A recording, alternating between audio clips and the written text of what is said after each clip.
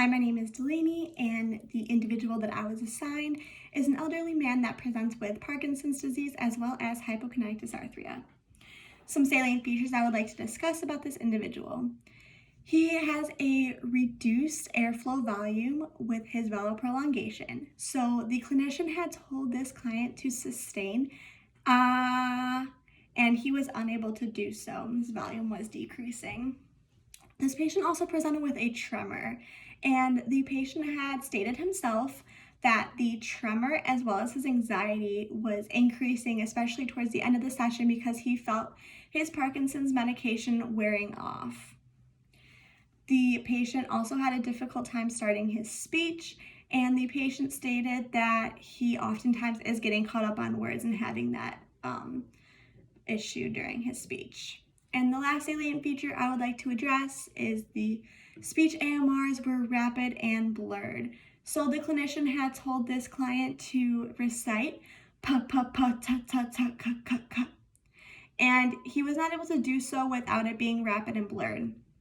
The patient also stated that he had a hard time being on the telephone because he is unintelligible to his listeners a lot of time.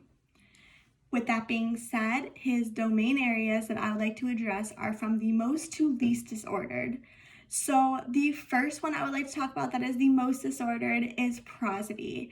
And that is because of those AMRs being rapid and blurred. He is now unintelligible to his listener and unable to converse effectively. Next, I would like to talk about the respiration. So during that reading passage, this individual had increased inspiration as well as his inability to sustain that on exhalation. Articulation was atypical because of the fact that he had weakness, tremors, and fatigue, which are signs of his hypokinetic dysarthria as well as his Parkinson's disease. His phonation, his pitch and his loudness were typical as far as the session portrayed, but he did have some breathiness, especially during reading passage. His resonance, there were no concerns in his resonance. He had typical hypernasality as well as nasal emissions. So the therapy that I would like to focus on is in the domain of prosody, and that is because of his rate of speech. We are going to focus on reducing that rate of speech through a pacing board. So that pacing board technique will hopefully get him used to having a reduced rate and knowing what is going to help him be more intelligible to the listeners.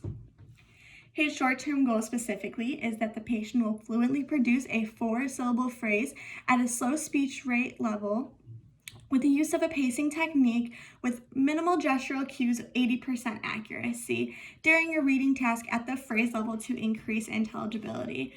So for this purpose of this therapy being short-term and this patient first being introduced to a pacing board, we are working at the functional phrase level because that is something that this individual is going to need to converse and be able to be intelligible to his listeners. If this therapy progresses in the future, then he can move on to sentence level and paragraph level with the pacing board, but just for this purpose, we're focusing on functional phrases. I will have the functional phrases written out so that I can take the pacing board and laminate it with a dry erase board. So it looks something like this. The materials that I would have is this laminated pacing board.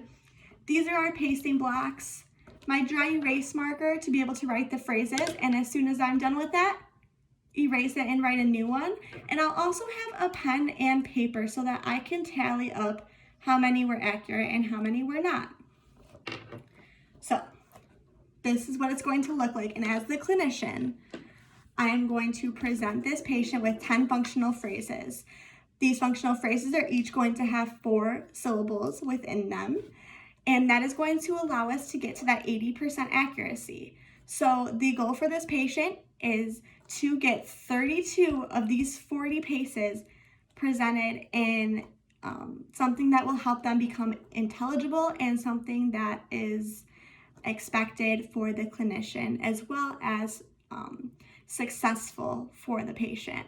So first, the clinician, which is myself in this scenario, is going to demonstrate it because it's the first time they're seeing a pacing board, so they're going to need to get an idea of how to use it. Nice to meet you. Then the clinician is going to offer maximum support, and once they get that down, they're going to offer minimum support. So as the cueing hierarchy presents, the maximum support for this patient is that the clinician will complete the task in unison together with the patient.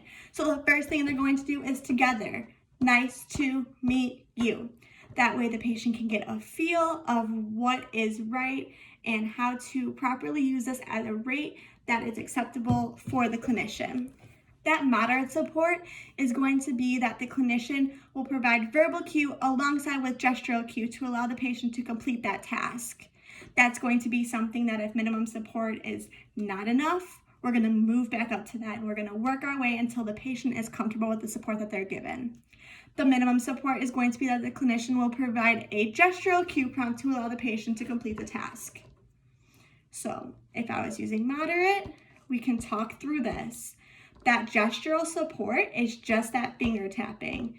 That's the gestural recognition from that clinician. So as far as the evidence-based practice goes, I did my article by the author McHenry, and it's about the effects of the pacing strategies for those that have dysarthria. And something that she stated that was very useful is that she stated that rigid strategy is used for rate control, and that allows for the break or the small pauses in speech, but it also does depend on the individual. So like I was saying, the amount of support that's needed depends on the individual, but in general, those with dysarthria tend to do well with this. It is also favorable that through this article, we found that the slower conditions were less variable and they were had the reduced rate. But with the less variability means that there was more of a typical speech going on. It wasn't all over the place. It was allowing them to have that slow control for themselves. So in conclusion, my patient that was diagnosed with that Parkinson's disease as well as the hypokinetic dysarthria will benefit from this short-term therapy technique of the pacing board, and the device will give the patient the opportunity to present with a slower rate so that they may be intelligible to the people that they communicate. It's just really important for your for you to communicate with your patient, and throughout that session, I saw the patient talking about how he was not intelligible, and it was something that was a big issue for him in his speech. And by using this pacing board, I feel that he will be able to be more intelligible to those around him.